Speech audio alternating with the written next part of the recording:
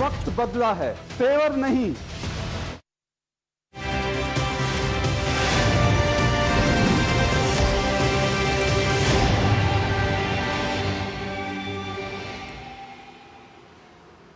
नमस्कार, स्वागत है आप सभी का डीडी न्यूज के इस खास बुलेटिन एक्सप्रेस 100 में, जहां हम आपके लिए लेकर आते हैं राजनीति, मनोरंजन, देश दुनिया, खेल और व्यापार जगत की सभी बड़ी खबरों को एक्सप्रेस यानी कि फटाफट अंदाज में आपके साथ मैं हूं संध्या शर्मा। तो देखिए खबरें तेज रफ्तार से। पहले चरण के बिहार विधानसभा चुनाव के लिए प्रचार अभियान थम चुका है। अब चुनाव आयोग की तैयारियां अंतिम चरणों में है। 18 जिलों की 121 विधानसभा सीट पर कल मतदान होगा। बिहार में आज शाम तक हर पोलिंग बूथ पर चुनाव आयोग की टीम पहुंच जाएगी। पहली बार हर निर्वाचन क्षेत्र में एक सामान्य पर्यवेक्षक नियुक्त किया जाएगा। सभी मतदान केंद्रों पर वेबकास्टिंग कराई जाएगी ताकि चुनाव प्रक्रिया पर पूरी तरह से निगरानी रखी जा सके।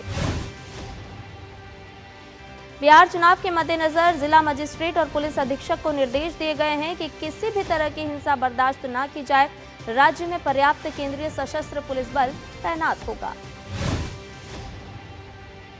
बिहार विधानसभा चुनाव के दूसरे चरण के लिए दिग्गजों ने कमर कस ली है। भाजपा अध्यक्ष जेपी नड्डा आज बिहार में 2 जगहों पर प्रचार करेंगे। पूर्वी चंपारण के मधुबन में जेपी नड्डा की पहली रैली होगी। दूसरी जनसभा पश्चिमी चंपारण के नरकटियागंज में होगी। बीजेपी के वरिष्ठ नेता राजनाथ सिंह बांका, जमुई, सिकंदरा और गुरुआ विधानसभा क्षेत्रों में चुनावी सभा करेंगे और एनडीए प्रत्याशियों के लिए जन समर्थन जुटाएंगे।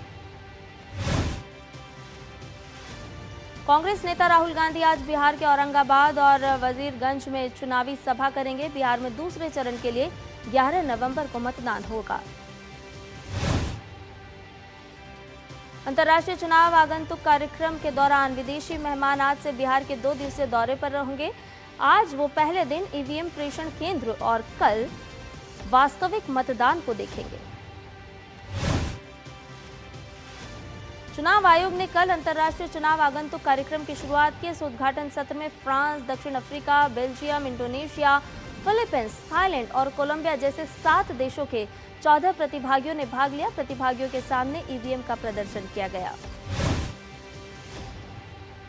डीसी ज्ञानेश कुमार के नेतृत्व में चुनाव आयोग का प्रतिनिधिमंडल पश्चिम बंगाल में चल रहे एसआईआर अभ्यास का निरीक्षण करने के लिए पश्चिम बंगाल में बांग्लादेश सीमावर्ती जिलों का दौरा करेगा।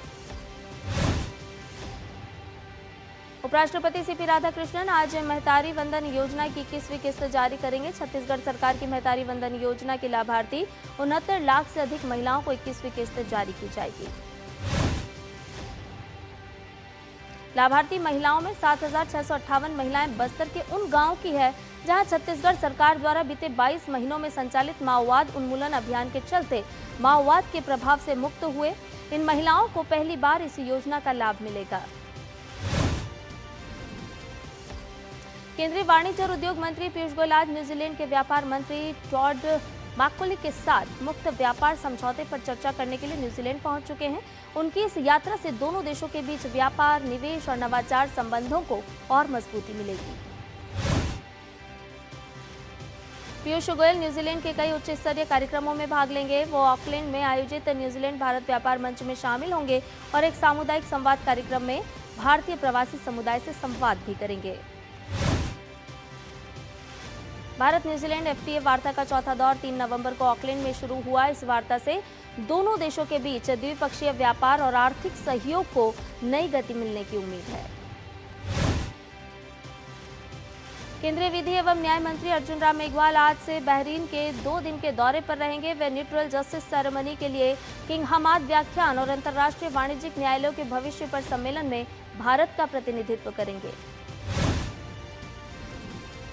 महाराष्ट्र में 246 नगर परिषदों और 42 नगर पंचायतों में चुनाव का ऐलान हो चुका है। नगर परिषदों और नगर पंचायतों के लिए 2 दिसंबर को मतदान होगा, जबकि मतगणना 3 दिसंबर को की जाएगी। 10 नवंबर से 17 नवंबर तक नामांकन भरे जाएंगे। भारत और इजरायल के बीच दिल्ली में प्रतिनिधिमंडल स्तर की वार्ता हुई। दोनों देशों के विदेश मंत्रियों के नेतृत्व में हुई इस वार्ता में दोनों देशों ने आतंकवाद के प्रति जीरो टॉलरेंस की नीति अपनाने की बात कही। विदेश मंत्री डॉक्टर एस जयशंकर ने कहा कि द्विपक्षीय वार्ता में आतंकवाद, क्षेत्रीय सुरक्षा और भारतीय कामगारों का मुद्दा अहम है। वार्ता के दौरान भारत ने गाजा शांति प्रस्ताव का पूर्ण समर्थन किया है तो पूरे क्षेत्र में जल्द शांति बहाली के लिए प्रयास करने पर जोर भी दिया है। इजरायल के विदेश मंत्री गिदोन साआर ने प्रधानमंत्री नरेंद्र मोदी के इजरायल के प्रति समर्थन की सराहना करते हुए कहा कि हमें याद है कि 7 अक्टूबर को हमास के नरसंहार के बाद प्रधानमंत्री नेतन्याहू को फोन करने वाले वो पहले वैश्विक नेता थे जिन्हें हम नहीं भूलेंगे। श्रीलंका के विपक्ष के नेता साजिद प्रेमदासा ने वित्त मंत्री निर्मला सीतारमण से मुलाकात की। इस दौरान श्रीलंका के आर्थिक सुधार और द्विपक्षीय आर्थिक एवं निवेश संबंधों को और प्रगाढ़ बनाने के उपायों पर चर्चा हुई। आज देश भर में भक्ति और श्रद्धा के साथ गुरु नानक देव जी की जयंती मनाई जा रही है। सिख धर्म के प्रथम गुरु गुरु नानक देव जी ने समाज को समानता, सेवा और मानवता का संदेश दिया। गुरु नानक देव जी के प्रकाश पर्व के अवसर पर गुरुद्वारों में विशेष कार्यक्रम आयोजित किए जा रहे हैं। जगह जगह पर प्रभात फेरियां भी निकाली गई हैं। गुरु नानक जयंती के अवसर पर स्वर्ण मंदिर में श्रद्धालुओं की भीड़ उमड़ रही है। राष्ट्रपति द्रौपदी मुर्मू ने गुरु नानक देव जयंती की पूर्व संध्या पर देशवासियों को शुभकामनाएं दी। राष्ट्रपति ने कहा कि अवसर हमें गुरु नानक देव जी के आदर्शों और मूल्यों को अपनाने के लिए प्रेरित करता है और एक बेहतर समाज के निर्माण की दिशा में हमारा मार्गदर्शन करता है।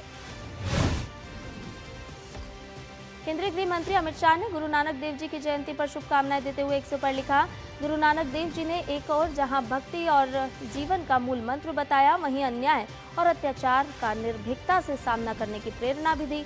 उनके आदर्श हर परिस्थिति में मानव जीवन को सही दिशा दिखाते हैं। आज कार्तिक पूर्णिमा पर पवित्र नदियों में श्रद्धालु स्नान कर रहे हैं। कार्तिक पूर्णिमा पर पूरे देश में पवित्र नदियों, खासकर गंगा में स्नान करने की परंपरा है। आज हरिद्वार, वाराणसी, प्रयागराज जैसे तीर्थों पर स्नान करने के लिए लाखों श्रद्धालु पहुंचे हैं। मान्यता है कि कार्तिक पूर्णिमा का स्नान पापों से मुक्ति दिलाता है। अयोध्या में सुबह से ही श्रद्धालु पवित्र नदी में स्नान कर रहे हैं। ओडिशा के भुवनेश्वर में कार्तिक पूर्णिमा के अवसर पर भक्तों ने बोईता वंदना उत्सव के उपलक्ष्य में अनुष्ठान किए। आज देव दीपावली है। आज शिव की नगरी काशी दीपों की रोशनी से जगमगा जाएगी। रात काशी में घाटों पर करीब 25 लाख दीप प्रज्वलित होंगे। इस वर्ष काशी के घाटों पर 21 क्विंटल फूलों से सजाया गया है। देव दीपावली का अर्थ है देवताओं की दीपावली। मान्यता है कि इसी दिन भगवान शिव ने त्रिपुरासुर का वध किया था और देवताओं ने दीप जलाकर विजय का उत्सव मनाया था। देव दीपावली के अवसर पर काशी के दशाश्वमेध घाट पर होने वाली भव्य गंगा आरती इस बार भी देश के वीर जवानों को समर्पित होगी। 21 बटुक और 42 कन्याएं मां गंगा की आरती करेंगी। इस दौरान अमर जवान ज्योति जलाकर शहीदों को नमन किया जाएगा। उत्तर प्रदेश के वृंदावन में ब्रजरज उत्सव में मथुरा से भाजपा सांसद हेमा मालिनी ने यशोदा कृष्ण नाटक की प्रस्तुति दी। मथुरा से भाजपा सांसद हेमा मालिनी ने कहा, ब्रज में कला को महत्व दिया जाता है, यहाँ ऐतिहासिक कहानियों को दर्शाया जाता है। ये कार्यक्रम मथुरा के लिए शान की बात है। केंद्रीय मंत्री नितिन गडकरी ने केरल में NH 66 की वर्तमान स्थिति का आकलन करने के लिए वरिष्ठ अधिकारियों के साथ एक उच्च स्तरीय समीक्षा बैठक की। बैठक में राजमार्ग के विभिन्न हिस्सों में चल रहे रखरखाव कार्यों, मरम्मत गतिविधियों और भूस्खलन शमन उपायों की विस्तार से समीक्षा की गई। छत्तीसगढ़ में माओवादी गतिविधियों पर लगाम लगाने के प्रयास लगातार जारी हैं। बीजापुर जिले के एक दुर्गम गांव डोडी तुमनार में सुरक्षा और जन सुविधा कैंप की स्थापना की गई है। नियत नीलानारा योजना के अंतर्गत सुरक्षा बलों ने ये शुरुआत की है। छत्तीसगढ़ के बिलासपुर में कल एक मेमू ट्रेन एक खड़ी मालगाड़ी से टकरा गई, जिसमें 8 लोगों की मौत हो गई थी और कई अन्य घायल हुए थे। बिलासपुर में उस स्थान पर आज परिचालन फिर शुरू हो गया है जहां हादसा हुआ था। कर्नाटक के बेलगावी में गन्ने का समर्थन मूल्य निर्धारित करने की मांग को लेकर किसानों ने हाईवे पर जाम लगाकर प्रदर्शन किया। किसानों ने आंदोलन का समर्थन करते हुए अथणी कस्बे को बंद कर दिया गया। किसानों के प्रति टन गन्ने के लिए 3,500 रुपए मूल्य देने की मांग है। भाजपा भी किसान की मांगों का समर्थन कर रही है। आईआईटी बॉम्बे के शोधकर्ताओं ने अब एक ऐसी खोज की है जिसके जरिए डायबिटीज के खतरे को पहले से संकेत मिल जाएंगे। दरअसल आईआईटी बॉम्बे की टीम ने कुछ छिपे हुए ब्लड मार्क्स यानी कि रक्त में मौजूद संकेतों की पहचान की जो शरीर में डायबिटीज को लेकर अलर्ट कर सकते हैं, वो भी तब जब बीमारी के लक्षण सामने नहीं आए होते हैं। यूएस एशिया यूनिवर्सिटी रैंकिंग में भारतीय विश्वविद्यालयों की संख्या में बीते दशक में रिकॉर्ड बढ़ोतरी दर्ज की गई है। 2016 में जहां केवल 24 भारतीय विश्वविद्यालय शामिल थे, वहीं 2026 की सूची में इनकी संख्या बढ़कर 294 हो गई है। ये 1125% की अभूतपूर्व वृद्धि है। प्रधानमंत्री नरेंद्र मोदी ने इस उपलब्धि पर प्रसन्नता जाहिर करते हुए कहा कि सरकार युवाओं को गुणवत्तापूर्ण शिक्षा देने, शोध और नवाचार को प्रोत्साहन देने के लिए प्रतिबद्ध है। उन्होंने कहा कि देश भर में नई शैक्षणिक संस्थाओं की स्थापना और संस्थागत क्षमताओं को मजबूत किया जा रहा है। आईआईटी बॉम्बे की टीम ने रक्त में मौजूद मेटाबोलाइट्स का अध्ययन कर 26 ऐसे अणुओं की पहचान की जो स्वस्थ और डायबिटिक लोगों में अलग पाए जाते हैं। ये मॉलिक्यूल्स शरीर में होने वाले शुरुआती बदलावों का संकेत देते हैं जो क्लिनिकल लक्षणों से पहले शुरू हो जाते हैं। यह अध्ययन डायबिटीज की शुरुआती पहचान करने की दिशा में कारगर साबित होगा। प्रसिद्ध भारतीय गायक, संगीतकार, गीतकार और फिल्म निर्माता डॉक्टर भूपेन हजारिका की आज पुण्यतिथि है। असम के रहने वाले हजारिका ने 1000 गाने गाए और 15 किताबें लिखी थी। उन्हें भारत रत्न और पद्म विभूषण से सम्मानित किया गया। केंद्रीय गृह मंत्री अमित शाह ने डॉक्टर भूपेन हजारिका को उनकी पुण्यतिथि पर श्रद्धांजलि देते हुए एक संदेश में कहा, संगीत के उस्ताद और महान फिल्म निर्माता हजारिका जी की रचनाओं ने असम की संस्कृति को प्रतिबिंबित किया और मानवता एवं राष्ट्रीय एकता के मूल्यों को जीवित रखा। उनकी कला आने वाली पीढ़ियों को प्रेरित करती रहेगी। डॉक्टर भूपेन हजारिका की पुण्यतिथि पर असम के सीएम हिमंत बिस्वा शर्मा ने सोशल मीडिया पर लिखा कि जैसे जैसे असम मनुहे मनोहर बाबे से गूंज रहा है, हम मानवता और आशा की आवाज अपने भूपेन दा को श्रद्धांजलि देते हैं। प्रधानमंत्री नरेंद्र मोदी ने देशवासियों को कार्तिक पूर्णिमा और देव दीपावली की शुभकामनाएं दी हैं। उन्होंने कहा कि देश के अपने सभी परिवारजनों को कार्तिक पूर्णिमा और देव दीपावली की कोटि कोटि शुभकामनाएं। भारतीय संस्कृति और अध्यात्म से जुड़ा ये दिव्य अवसर हर किसी के लिए सुख, शांति, आरोग्य और सौभाग्य लेकर आए। गुजरात के अहमदाबाद में साबरमती नदी पर बने आइकॉनिक अटल ब्रिज में 3 सालों में 77.71 लाख से ज्यादा लोगों ने की सैर।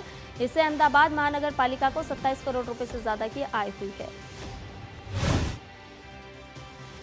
रॉयल एनफील्ड अगले वर्ष से अपने electric motorcycle brand flying flea की वैश्विक लॉन्च प्रक्रिया शुरू करेगी। कंपनी ने अपनी दूसरी electric bike flying flee S6 का प्रदर्शन इटली के मिलान में चल रहे EICMA ग्लोबल 2 व्हीलर एक्सपो में किया। टाटा ट्रस्ट के पूर्व ट्रस्टी मेली मिस्ट्री ने संस्थान से औपचारिक रूप से अलग होने की घोषणा की है। सूत्रों के अनुसार उन्होंने सभी ट्रस्टियों को पत्र लिखकर ये स्पष्ट किया है कि उनका निर्णय रतन टाटा के दृष्टिकोण और संस्थान की प्रतिष्ठा के प्रति अपनी प्रतिबद्धता से प्रेरित है। भारतीय प्रतिभूति एवं विनिमय बोर्ड ने एंजल वन के खिलाफ न्यायिक कार्रवाई का निपटारा कर दिया है। बुलेटिन में फिलहाल रुकने एक छोटे से ब्रेक के लिए जल्द हाजिर होंगे।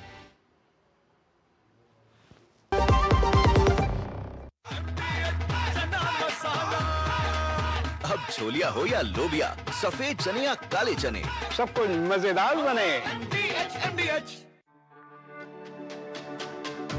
मेरी पसंद, मेरी पसंद, मेरी पसंद, मेरी पसंद, हमारी पसंद, हम सबकी पसंद। मजबूत देश का मजबूत सरिया हो गया स्टील। ओ हरी भैया, अरे वाह, खेतों में कौन सी फसल लगाए हो? 12 महीने कमा कर दे ऐसी फसल। क्या? मैंने नया व्यवसाय शुरू किया है। उसके लिए पैसे? इसमें किसी निवेश की जरूरत ही नहीं। अच्छा, मुखिया जी। अरे मुखिया जी, नमस्ते। अरे हरी, कब आ रहे हो? आप बस चलिए, मैं पहुंचता हूं। अब मैं LIC एजेंट हूं। LIC एजेंट बनो, अब बड़ा सोचो। हमारी वेबसाइट पर जाएं या अपनी नजदीकी LIC शाखा से संपर्क करें। लाल रंग इसका अपार, तीखा कम है फिर भी स्वाद, बेमिसाल बेमिसाल MDH Kashmiri, MDH Kashmiri. MDH। और ब्रेक के बाद एक्सप्रेस 100 में आपका एक बार फिर से स्वागत है। इस्पात मंत्रालय ने विशेष इस्पात के लिए पीएलआई योजना के तीसरे चरण की शुरुआत की। इस योजना का मकसद देश को उच्च गुणवत्ता वाले इस्पात उत्पादन का वैश्विक केंद्र बनाना है। इस दौरान इससे जुड़ा एक पोर्टल भी लॉन्च किया गया। पीएलआई योजना की शुरुआत जुलाई 2021 में हुई थी, जिसके तहत अब तक करीब 43,874 करोड़ का निवेश प्रस्तावित हुआ है। योजना के तीसरे चरण यानी कि पीएलआई 1.2 के तहत 22 उप श्रेणियों को शामिल किया गया है, जिनमें super alloy, CRGO, stainless steel, titanium alloy और कोटेड स्टील जैसे उत्पाद शामिल हैं। इस योजना के जरिए अगले 5 वर्षों तक 4 से 15% तक की प्रोत्साहन राशि दी जाएगी। सरकार का कहना है कि इससे न केवल निवेश बढ़ेगा बल्कि देश में आयात पर निर्भरता भी कम होगी। पिछले एक दशक में देश की नवीकरणीय ऊर्जा क्षमता में उल्लेखनीय वृद्धि हुई है। 2014 में लगभग 35 गीगावाट से बढ़कर अब देश में 197 गीगावाट से अधिक की स्थापित क्षमता है। ये उल्लेखनीय विस्तार भारत को वैश्विक स्तर पर सबसे तेजी से बढ़ते स्वच्छ ऊर्जा बाजारों में से एक बनाता है। केंद्रीय मंत्री हरदीप सिंह पुरी ने कहा कि भारत की ऊर्जा यात्रा एक नए युग में प्रवेश कर रही है। अमूल ब्रांड के तहत डेयरी उत्पादों का विपणन करने वाले Gujarat cooperative milk marketing federation limited को प्रति व्यक्ति जीडीपी प्रदर्शन के आधार पर दुनिया के पहले नंबर की सहकारी संस्था का दर्जा दिया गया है। दुनिया भर के टॉप 300 कोऑपरेटिव और म्यूचुअल एंटरप्राइजेस ने 2023 में कुल मिलाकर $2.79 ट्रिलियन का टर्नओवर हासिल किया। इनमें से भारत में इफ्को और अमूल ने फिर शानदार ग्लोबल लीडरशिप दिखाई। राष्ट्रीय जैव विविधता प्राधिकरण ने भारत के जैविक संसाधनों के सतत उपयोग को बढ़ावा देने के उद्देश्य से मूल्यांकन और लाभ साझा करने और जारी करने की उल्लेखनीय पहलों की श्रृंखला के तहत 199 लाभार्थियों को 3.00 करोड़ रुपए वितरित किए। पेटीएम ने मंगलवार को 30 सितंबर को खत्म हुई द्वितीय तिमाही वित्त वर्ष 2026 के वित्तीय परिणामों की घोषणा की। कंपनी का ऑपरेटिंग रेवेन्यू पिछले साल के मुकाबले 24% बढ़कर 2061 करोड़ रुपए हो गया। उपभोक्ताओं की मांग निकलने के कारण स्थानीय बाजार में सरसों एवं सोयाबीन तेल, तिलहन और बिनौला तेल की कीमतों में सुधार दर्ज हुआ है। एआई टूल ChatGPT Go की ग्राहकी आधारित सेवा मंगलवार से देश भर में शुरू हो गई। सीमित समय के भीतर इससे जुड़ने वाले भारतीय उपयोगकर्ताओं को 1 साल तक ये सेवा निःशुल्क मिलेगी। एसबीआई ने मंगलवार को वर्ष 2025-26 की जुलाई-सितंबर तिमाही के लिए 20,160 करोड़ रुपए का शुद्ध लाभ दर्ज किया, जो पिछले साल के मुकाबले 9.97% ज्यादा है। वित्त मंत्री निर्मला सीतारमण ने कहा कि सरकार ने करीब 2.5 करोड़ लोगों को घोर गरीबी की स्थिति से बाहर निकाला है। वित्त मंत्री ने आगे कहा कि भारत जल्द ही दुनिया की तीसरी सबसे बड़ी अर्थव्यवस्था बन जाएगा।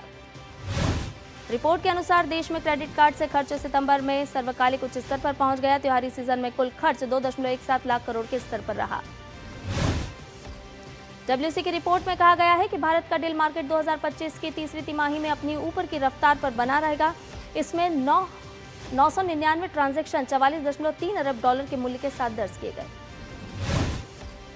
प्रधानमंत्री नरेंद्र मोदी ने विज्ञान और प्रौद्योगिकी विभाग के सहयोग से आयोजित उभरती रणनीतिक प्रौद्योगिकियां और नवाचार सम्मेलन 2025 में 3 क्रांतिकारी स्वदेशी इनोवेशन देश को समर्पित किए। केंद्रीय विज्ञान और प्रौद्योगिकी राज्य मंत्री डॉक्टर जितेंद्र सिंह ने इसकी तारीफ की और इसे भारत की बड़ी टेक छलांग बताया।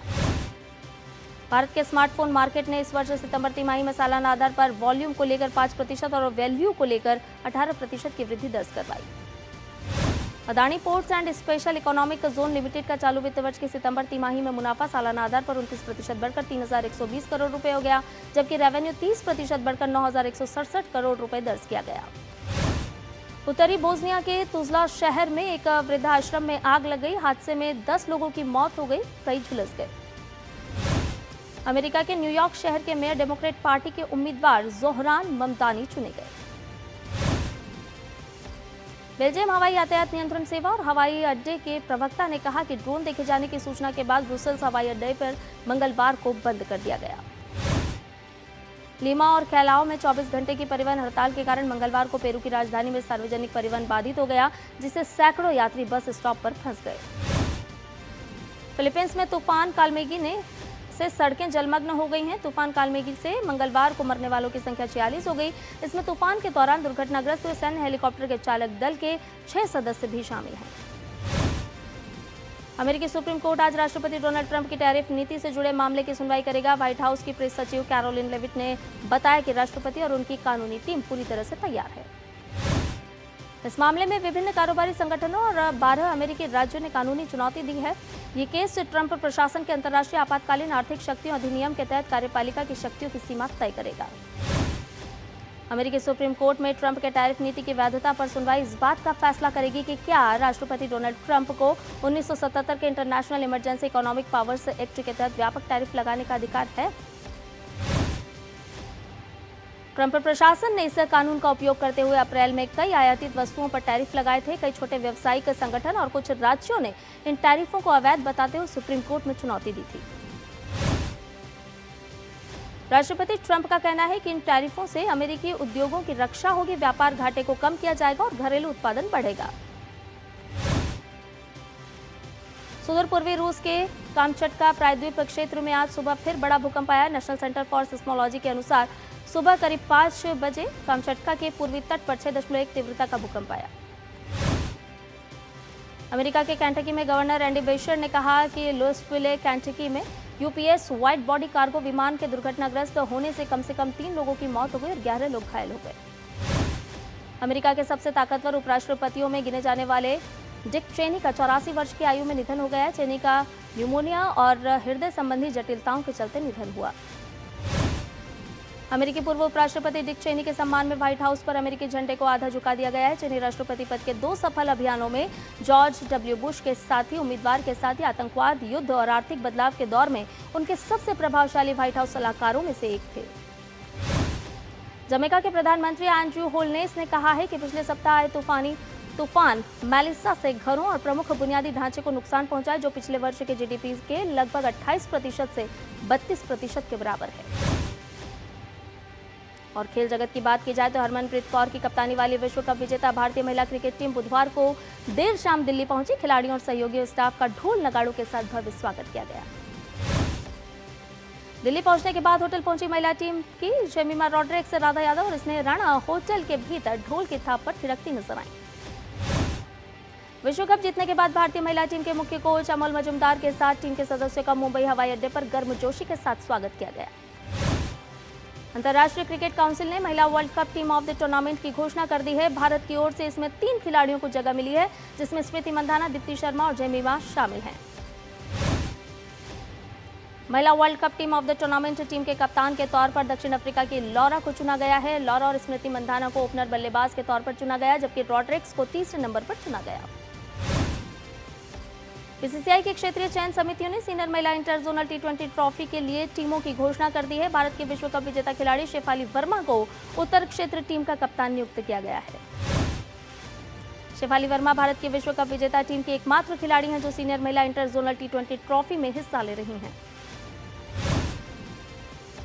डिफेंडिंग चैंपियन अमेरिका की कोको गॉफ ने जबरदस्त प्रदर्शन करते हुए इटली की जैस्मिन पाओलिनी को 6-3, 6-2 से हराकर WTA फाइनल्स में अपनी पहली जीत दर्ज की। WTA में कोको गॉफ से हारने के बाद जैस्मिन पाओलिनी टूर्नामेंट से बाहर हो गई हैं।